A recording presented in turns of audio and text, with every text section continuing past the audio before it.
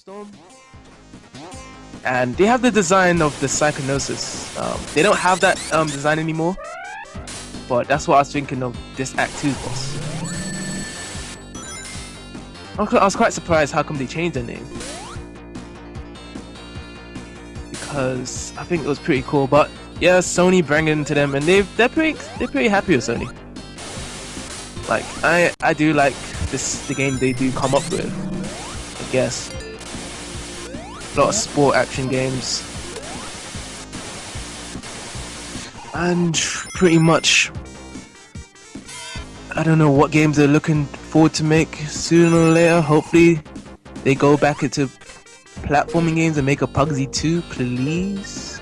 Pugsy? If anyone's heard of that game. But anyway, if Pugsy was a Sega game, I would be doing an individual let's play. I might be doing that Pugsy let's play on another channel that I decide to make. But really, I wanted to explain as well about the individual let's plays. Basically, once we take a break from Sonic let's plays, we are going to do individual let's plays. People in our staff is going to have games they want to do, commentary on them. They can have a guest, they can have a host, and yeah, it could be commentary, non-commentary. It's gonna be a bunch of Sega games we're gonna start playing. And get prepared for my individual let's play, because I'll give you a hint. It's gonna be puzzle based. It's not gonna be anything else. It's gonna be puzzle based. So yeah, we're gonna do all of that for our individual. But yeah,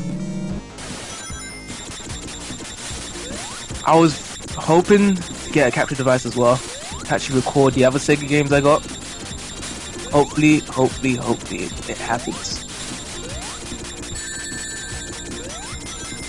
But more onto Death Exile Act 2 is the first mistake I actually make on this, because I actually forgot the gimmick of this, because every time you jump it shifts from left to right. It either goes reverse or forward, and I kept jumping up and down. I was like, what's going on? And as here as well, I don't know what I was doing, but somehow I made it and I lost my ringers here. But as well, you guys are gonna see something really funny towards the last part of the stage. And I was thinking, what am I doing? What was I thinking? And yeah, look at this level design. I mean, look at this boss's design for a sec. And it does look like Psychonosis, the company I was talking about. And also, to defeat this boss, you have to teleport from down to up. The spikes will only hurt this boss if the bottom robot machines are hitting at the bottom. It won't hurt this boss if you try to hit it from top to bottom. You won't feel a thing.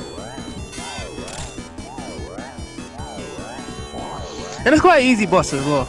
All you gotta do is really teleport up and down. So this shows much more of this Act 2's type of gimmick of gravity change effect. And I wasn't really pleasantly surprised of this zone. It was like a kind of like just to get passed by, I guess. Not really much of an interesting one. Can be interesting for if you're into this type of gimmick, I guess. But for me, it was just like, let's just get through it and actually get into the real epic part of Death Exile.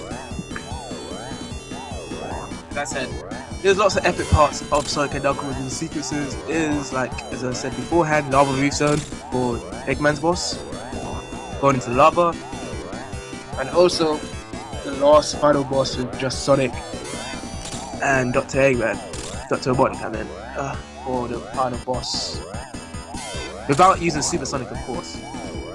Super Sonic was epic as well, but I prefer the normal Sonic boss much more to the Super Sonic. I think that the Super Sonic one was kind of cliche because everyone was using it, like in other games, of how they did it, how they implemented it. So it kind of died down a bit, and this one felt much more unique for just the normal Sonic. But yeah, I think it quite a while to actually defeat this boss, because you have to hit him by like, at least 7 times or 8 times, and then I finally noticed that it wasn't actually even hitting him when it goes from bottom to top. And every time I'll just keep him spinning up and down, and I did a horrible job again. This time I'm gonna get him now. I'm gonna get him good. I didn't get him again. And also, one other tip about this boss. Basically, if the enemy robots are there for too long, it would explode automatically. So you gotta be aware of the spikes as well. That's another feature of it.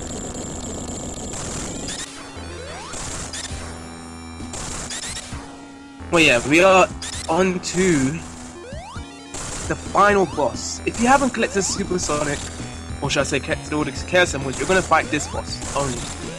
And as I said before, you see a glimpse of it. This is what I was thinking. In the Lava Return, I was thinking that it was he was designing it along the way, and he had the actual designs of this boss. And you only get to this fight with his hands, pretty much, in the Lava Return. But it has a different animation to it. Like you actually hear much more of a hardened sound when he slams his fingers onto the the platform or Lava Reef. Compared to this one, it's just a normal silent one, like slam. But yeah, this part, a lot of people used to have a lot of trouble in this until they actually understood how to defeat this boss. It's pretty much simple. Avoid the flame that's going down. Hit the tip of the nose. Hit the Master Emerald, and then once it stops making that sound with the Master Emerald, prepare this jump. And I guarantee you that you would always avoid it, no matter what.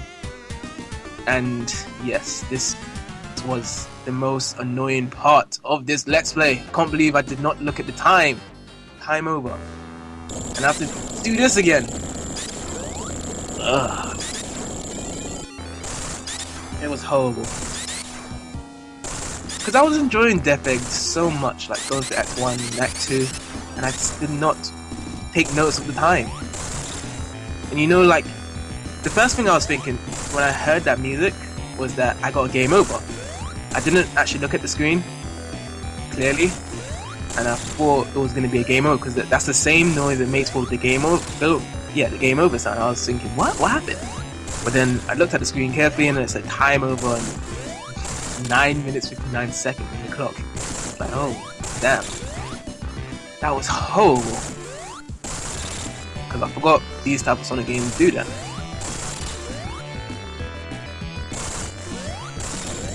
But yeah, I'm going through this again, and yeah, another tip as well for this hitting the actual fingers is that as soon as you hit one, press the A again, so you get multiple hits, and always jump into the middle finger, and it would actually hit all the fingers completely, because you hit one, you double tap A, and you hit all 3 of them. So it's a much more easier task. That's what I did in this Let's Play, I guess. And yeah, for my tip for this boss, jump over the flame, hit the nose, hit the Master Emerald once. You want to get in a good position. You don't want to just be impatient, hit the Master Emerald a bit of time, and then you hear the actual thing, and then you miss time your jump, and then the beam just shoots right there directly at you. So I think you hit him about 5 times or 7 times. I'm not sure. I never do take notes on how much hits you have to beat the bosses, but all I do know is that I have 0 rings, so 1 hit from the boss and that's all over. And yeah, Dr. Robotnik makes one final quick attempt to escape from Master Emerald without Master Emerald setting.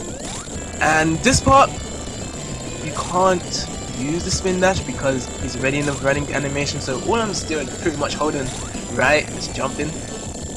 So just be patient and you defeat this part if you don't have the Chaos Emeralds. But I do have the Chaos Emeralds, unfortunately, so you're going to see the Supersonic part as well. So I have collected the Master Emerald, and now we are into the Doomsday Zone. Now, I did not do a good job with this section of Doomsday Zone, but I managed to complete it anyway. It's not that I lost the rings, I was just kind of disappointed that I was hitting much more into rocks instead of actually collecting rings, because if you go up, there's tons of rings. And then what I was doing here was just following the rocks just to get more rings. I was thinking, hey, let me follow these rocks, let me get more rings. But no. As I said, there's a bunch of 6 rings if you go up or if you go down. You just have to know the kind of terrain of this map first. But yes, definitely get over 50 rings. Okay, not 50 rings, that'll be a bit too hard. Because like, if you have 50 rings, you might screw up a bit. Well, if you play this game a lot, you won't screw up at all. But I'll say minimum of rings to collect before catching up to him, I guess, in this part, is about 70 rings. I did a good job actually getting 8 rings. I think that I normally get around 120. That's why I was disappointed. And yeah, this part of the boss is about getting the rockets out from him shooting and trying to direct into his head. That's the only hit point that you can actually get. So you're supersonic, you're controlling it, and the screen is following supersonic, and you just navigate those rockets, because those are homing rockets, by the way, and they shoot straight into the head to Robotnik. And also, to make it much more trickier, is these little yellow pebbles are so annoying that will try to stop you in your steps and you fly backwards. But yeah, I stopped down and go to travel down. And the funny thing was that I actually get hit much more in this part than the second part. This part is much more easier because you actually see the actual bombs and stuff coming straight to me, and what I wanted to do is be so patient. I don't know why I was impatient to complete this straight away. That's why I was kept flopping around and I had to go backward and forward and backward and forward, and I was so glad that I actually completed it. I thought that I was going to lose all my rings and just die, just fall into space. But yeah, finally got the Master Emerald back, got the Chaos Emeralds. What's Sonic going to do? He's going to give it back to Knuckles, of course, and we are actually at the end of Sonic and Knuckles.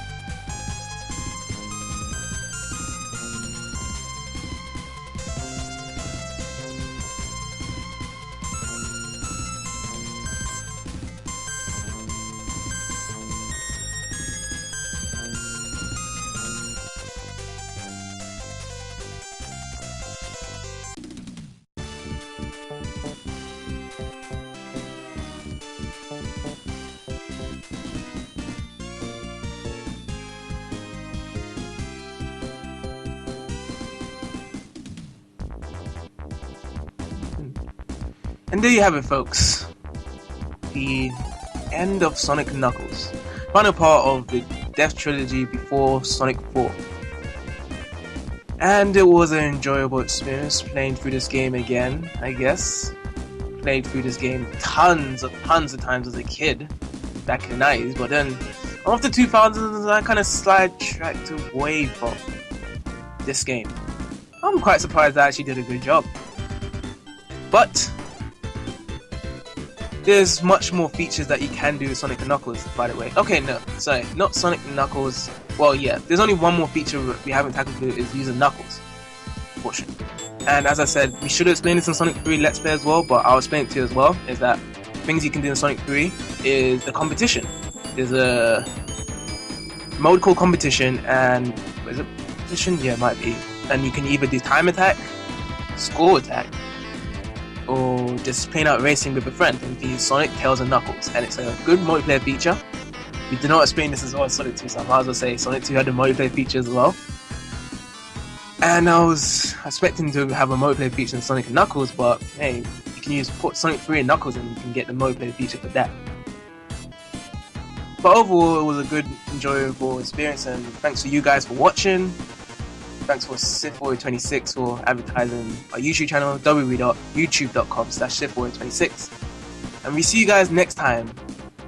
So take care.